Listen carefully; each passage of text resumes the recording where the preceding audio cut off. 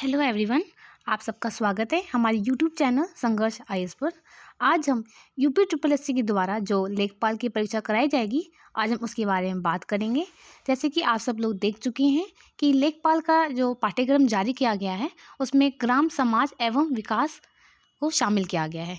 इसके अंदर 10 से 12 टॉपिक आते हैं, जैसे कि ग्राम विकास भारतीय संदर्भ में, ग्राम विकास कार्यक्रम, ग्राम विकास योजनाएं एवं प्रबंधन, ग्राम विकास शोध प्रणालियाँ, ऐसे बहुत से टॉपिक हैं। 10-12 टॉपिक हैं, ये आप लोगों ने देखे हैं। तो अब हम धीरे धीरे इन्हीं टॉपिक्स पे हम लोग डिस्कशन करेंगे। तो सबसे पहले मैं बात करना चाहती हूँ, क्योंकि आप लोग जो है लेखपाल बनने जा रहे हैं, आप लोग उसका एग्ज़ाम देंगे, तो आपको पता होना चाहिए लेखपाल कौन होता है। तो लेखपाल एक गांव स्तर का एक सरकारी कर्मचारी होता है, ठीक है ना। और जहाँ यहाँ लेखपाल की बात हो रही है और ग्राम समाज की बात हो रही है, तो यहाँ मैं महात्मा गांधी जी को भी मैं याद करना चाहूँगी कि महात्मा गांधी जी कहते थे कि अगर आपको गांव की सेवा करनी है तो सच्चे स्वराज की स्थापना भी वहीं होगी। उन्होंने ये भी कहा था कि अगर आपको असली भारत देखना है तो वह गाँव ही है, और गांव उतने ही पुराने हैं जितना पुराना हमारा ये प्यारा भारत है। तो चलिए इसी की शुरुआत से मैं आज ये टॉपिक कवर करने वाली हूँ। टॉपिक का नाम है विलेज सोसाइटी एंड डेवलपमेंट, भारतीय संदर्भ में ग्राम विकास। भारत में ग्राम और ग्रामीण प्रशासन का अस्तित्व प्राचीन काल से रहा है। इसके अंदर हम पढ़ेंगे कि जो ग्राम विकास है या ग्राम समाज है, ये भारत में कब आया। ये हम पढ़ेंगे इंडिपेंडेंस से पहले और इंडिपेंडेंस के बाद क्या क्या इसमें विकास हुआ है। गांव हमारे सामाजिक एवं आर्थिक जीवन की सर्वाधिक महत्वपूर्ण इकाई रहे हैं, और ये प्राचीन काल से एक प्राकृतिक रूप से प्रशासन की प्रारंभिक एक क्षेत्रीय इकाई को निर्धारण करते रहे हैं। अगर हम देखें कि प्राचीन काल से ही हमारे देश में ग्राम प्रशासन की एक सशक्त एवं उन्नत परंपरा रही है। इनको आज हम दो विभाग में देखेंगे कि स्वतंत्रता से पूर्व ग्रामीण प्रशासन और स्वतंत्रता के बाद क्या भारत का इसके अंदर विकास हुआ है। तो पहले हम देखते हैं स्वतंत्रता से पूर्व ग्रामीण प्रशासन।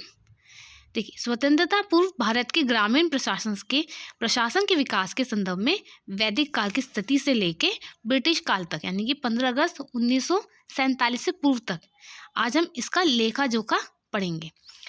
प्राचीन काल में ग्रामीण प्रशासन, सर्वप्रथम वैदिक काल में बात करेंगे हम लोग। वैदिक साहित्य में ग्राम शब्द का उल्लेख मिलता है, जहाँ ग्रामों की समृद्धि के प्रार्थना की गई है। वैदिक काल में ग्रामीण प्रशासन के लिए उत्तरदायी प्रमुख अधिकारी ग्रामीणी कहलाता था।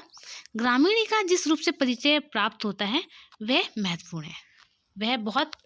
वह प्रमुख रत्नियों में होता था। गांव की चोर, डाकू एवं राज्य कर्मचारियों से पितृवत रक्षा करना उसका प्रमुख कर्तव्य होता था। वह गांव के लोगों पर अर्थदंड लगा सकता था। वही ग्राम सभा की बैठकें आहूत करता था, और प्रत्येक सभा अपना विधान स्वयं बनाती थी। ग्राम सभाएं स्वनिर्मित विधान में संशोधन भी कर सकती थी। डॉक्टर जायसवाल के अनुसार वह गांव का नेता होता था और राज्याभिषेक समारोह में गांव के प्रतिनिधि के रूप में भाग भी लेता था। तो ये सब हम चीज़ें जो पढ़ रहे हैं कि पहले उसका क्या कर्तव्य होता था, है ना। वो अर्थदंड लगा सकता था, वो बैठकों में भी पार्टिसिपेट करता था। हाँ, उसको पहले उसके प्रमुख अधिकारी ग्रामीणी कहलाता था वो। तो अगर एग्जाम से ऐसे कोई भी क्वेश्चंस आते हैं तो आप लोग बहुत आसानी से कर सकते हैं। इस संबंध में डॉक्टर बैनर्जी का मानना है कि वैदिक काल में मौलिक रूप से गांव स्वशासी संस्थाएं थी और वे केंद्रीय नियंत्रण से मुक्त थे। ग्रामीणी और दूसरे ग्राम पदाधिकारी ग्राम समुदाय द्वारा नियुक्त किए जाते थे। अब जैसे इनकी नियुक्ति भी बताई गई है कि कौन किसको नियुक्त करता था। अब हम लोग पढ़ते हैं मध्यकाल में ग्रामीण प्रशासन। पंडित जवाहरलाल नेहरू का मानना था कि मध्यकालीन भारत में विदेशी आक्रमणों से युद्ध और विनाश, विद्रोह और उनके क्रूर दमन का माहौल बना, और नए विदेशी शासक मुख्य रूप से सैन्य शक्तियों पर निर्भर करते थे, किंतु ग्रामीण स्थानीय स्वशासन की निरंतरता बनी रही है। किंतु कुछ लोगों का यह भी मानना था कि काल की शासन व्यवस्था के नगरों पर अधिक ध्यान दिया गया और पंचायतों की शक्ति क्षीण हुई। अब हम थोड़ा यहाँ पर लेते हैं, थोड़ा सा एक इम्पॉर्टेंट पॉइंट ये भी है कि भारतीय संदर्भ में देखिए, सर्वप्रथम क्वेश्चन में अगर आता है कि वैदिक साहित्य में उसका किस शब्द से उल्लेख मिलता है, तो हम लगा सकते हैं ग्राम शब्द से। ग्रामीणी वैदिक काल में ग्रामीण प्रशासन से संबंध रखता है, ठीक है ना। अच्छा, और मुगल में जमींदार जागीरदार प्रथा के विकास में ग्राम पंचायतों का पतन हुआ। शिवाजी के समय भी अगर आप देखेंगे अष्टप्रधान योजना का संबंध प्रशासन व्यवस्था में था। कुलकर्णी लिपिक के रूप में कार्य करता था। डॉक्टर अंबेडकर ग्राम पंचायतों के घोर विरोधी थे और उनका कहना था कि गांव उपेक्षा जातिवाद संकीर्णता के गढ़ हैं। भारत के संविधान की अनुच्छेद 40 यानी आर्टिकल 40 के अंतर्गत ग्राम पंचायतों को स्थान दिया गया है। क्वेश्चन पूछ सकते हैं किस आर्टिकल तहत इसको दिया गया है संविधान में। आर्टिकल 40 के अंदर संविधान लागू करने के पश्चात ग्रामीण विकास में विशेष प्रगति 1952 के सामुदायिक विकास कार्यक्रम से प्रारंभ हुई, यानी कि कम्युनिटी डेवलपमेंट प्रोग्राम। ये कब शुरू हुआ था? 1952 में। मुगल काल में जमींदार व जागीरदार प्रथा के विकास से ग्राम पंचायतों का पतन हुआ। तो इस व्यवस्था में जो समृद्ध किसान थे या तो वो स्वयं कर लेकर या अपने एजेंटों से कर वसूल कर ग्रामीणों पर नियंत्रण करते थे। किंतु इस काल में हिंदू राजाओं के यहाँ ग्रामीण क्षेत्रों में स्थानीय शासन विकसित बना रहा। शिवाजी के समय में भी व्यवस्था में पर्याप्त सुधार हुआ है, ठीक है ना। इसका उदाहरण इन्होंने अष्टप्रधान का दिया है। इस काल में पाटिल ग्राम प्रधान के रूप में ही कार्य करता था और कुलकर्णी उनका लिपिक होता था। अब ईस्ट इंडिया कंपनी जब आई थी, जब अब ब्रिटिशर्स का शासन हुआ था भारत में, तब पंचायती राज में देखते हैं क्या था। भारत में ब्रिटिश जाति के आगमन और ईस्ट इंडिया कंपनी के शासन की स्थापना के बाद के भारत के प्राचीन ग्रामीण स्वायत्तता के युग का अंत हो जाता है। यानी कि अब ब्रिटिश शासन की स्थापना के साथ ही भारत के लोकप्रिय संस्थानों में निहित समस्त शक्तियों भारत के गवर्नर जनरल व अंतिम रूप से ब्रिटिश संसद में केंद्रीय कर दी जाती हैं। चूंकि अंग्रेज भारतीयों को अशिक्षित एवं स्वशासन के लिए अयोग्य मानते थे, इसलिए शासन के किसी भी स्तर पर शासन में उन्हें भागीदारी नहीं दी जाती थी। पहले ये लोग को पार्टिसिपेशन नहीं कराते थे क्योंकि ये सोचते थे हम लोग जो है अनएजुकेटेड है और हम अपने आप एडमिनिस्ट्रेशन नहीं कर पाएंगे। 1793 में कॉर्नवालिस ने प्रसिद्ध कॉर्नवालिस कोड का निर्माण कराया, ठीक है ना। और इन्होंने 1793 ईस्वी में स्थानीय बंदोबस्त पद्धति का भी लागू किया है।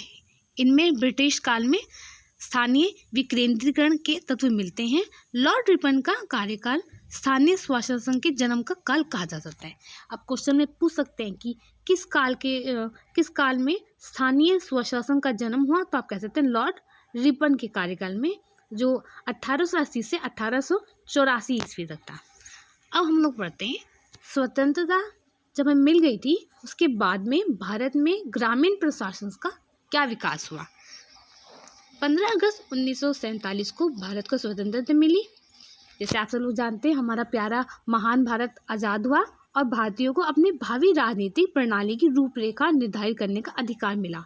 तो इसके लिए कैबिनेट मिशन योजना के अनुसार जुलाई 1946 में संविधान निर्माण करने वाली संविधान सभा के 296 स्थानों के लिए निर्वाचन संपन्न हुए थे, जिसने 9 दिसंबर 1946 को अपनी पहली बैठक के साथ संविधान निर्माण का कार्य प्रारंभ किया। यह संविधान सभा इस बात को लेकर असमंजस की स्थिति में थी कि संविधान में पंचायतों को का गांधी का मॉडल सम्मिलित किया जाए या नहीं। बाद में संविधान सभा ने 2 समितियों का गठन किया, एक संविधान प्रारूप समिति, दूसरी प्रांतीय समिति। किंतु इन दोनों ही समितियों के विचार विमर्श में कहीं भी पंचायतों का उल्लेख नहीं हुआ और डॉक्टर अंबेडकर द्वारा प्रस्तुत प्रारूप था उसमें भी एक भी शब्द नहीं कहा गया, क्योंकि जो डॉक्टर अंबेडकर साहब जी वो पहले ही इसके घोर विरोधी थे। उनका कहना था कि गांव स्थानीयता, उपेक्षा, जातिवाद और संकीर्णता के गढ़ हैं।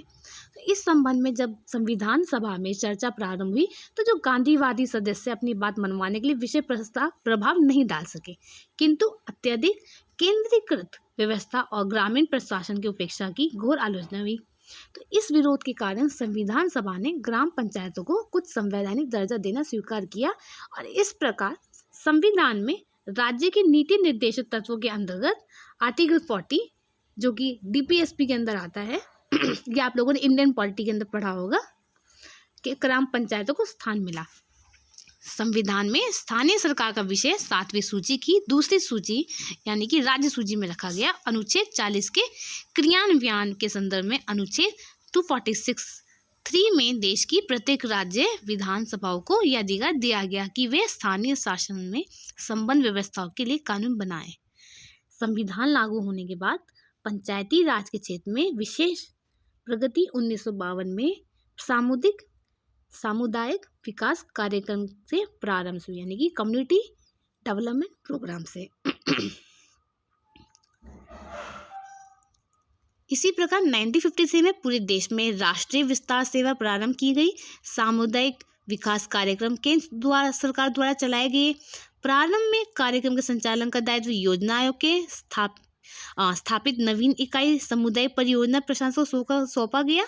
शीघ्र ही आगे चलकर 1956 में इकाई को एक स्वतंत्र मंत्रालय सामुदायिक विकास मंत्रालय का दर्जा दिया गया। 1966 में इस मंत्रालय का खाद्य और कृषि मंत्रालय विलय कर दिया गया। मंत्रालय का नाम खाद्य कृषि सामुदायिक विकास और सहयोग कर दिया गया। ये स्थिति 1974 तक बनी रही और आगे चलकर सहयोग को कृषि मंत्रालय से हटाकर नवगठित मंत्रालय औद्योगिक और सहयोग का हिस्सा बना दिया गया। सामुदायिक विकास का प्रमुख कार्यक्रम संबंधी नीतियों और खंड स्तर पर योजना का निर्माण करना है। केंद्रीय सरकार के सामुदायिक विकास और पंचायती राज के विषय में परामर्श देने के लिए 1971 में एक संयुक्त सलाहकार परिषद का गठन किया गया। इस कार्यक्रम को लागू करने के लिए उत्तरदायित्व राज्य सरकारों पर है। प्रत्येक राज्य में सामुदायिक विकास कार्यक्रम के लिए एक विकास आयुक्त होता है। कुछ राज्य जैसे कि हमारा उत्तर प्रदेश में एकीकृत कृषि उत्पादन और ग्रामीण विकास समिति नामक संस्था की स्थापना की। मुख्यमंत्री इस समिति का अध्यक्ष हैं। विकास विभाग का मंत्री अध्यक्ष सदस्य और विकास आयुक्त सचिव होता था। ठीक है ना। जिला स्तर पर परिषद समन्वय और कार्यक्रम के क्रियान्वयन के लिए उत्तरदायी है। यहाँ पर यह उल्लेखनीय है कि इन समस्त उपायों ने इकाई के रूप में एक स्वतंत्र इकाई के रूप को पनपने का अवसर नहीं दिया। इन परियोजनाओं में स्थानीय शासन के संदर्भ में भी नौकरशाही का दबदबा रहा और पंचायतों को ग्रामीण विकास में भागीदारी का अवसर नहीं मिला। तो ये हमने आज पढ़ा कि जो ग्राम समाज है और जो ग्राम विकास है, इसकी डेवलपमेंट कैसे हुई। इसकी पहले स्वतंत्रता से पहले क्या क्या प्रणालियाँ थी, मुगल काल में इसने क्या था इसके साथ, इनका कहाँ इनका पतन हुआ और फिर इनका आफ्टर इंडिपेंडेंस इनका क्या हुआ। अब हमारा अगला लेक्चर आएगा ग्राम विकास कार्यक्रम में। अगर आप ये एक बुक से पढ़ाया गया है और भी 2-3 बुक्स ली जाएंगी, उनसे मैटर को कंपाइल किया जाएगा और फिर जो है आप लोगों को एक पूरे चैप्टर का, यानी कि जो फर्स्ट चैप्टर में पढ़ाया है ग्राम विकास भारतीय संदर्भ में, ये आपको पूरा कंप्लीट हो जाएगा। मतलब इससे बाहर जो है क्वेश्चंस नहीं आने चाहिए और क्वेश्चन गलत भी नहीं होने चाहिए। ठीक है, तो आप लोग अच्छे से पढ़ते रहिए। ठीक है ना। डूबकर मेहनत करो अपने आँच पर, डूबकर मेहनत करो अपने आँच पर, कल जब उभरोगे सबसे अलग ही निखरोगे।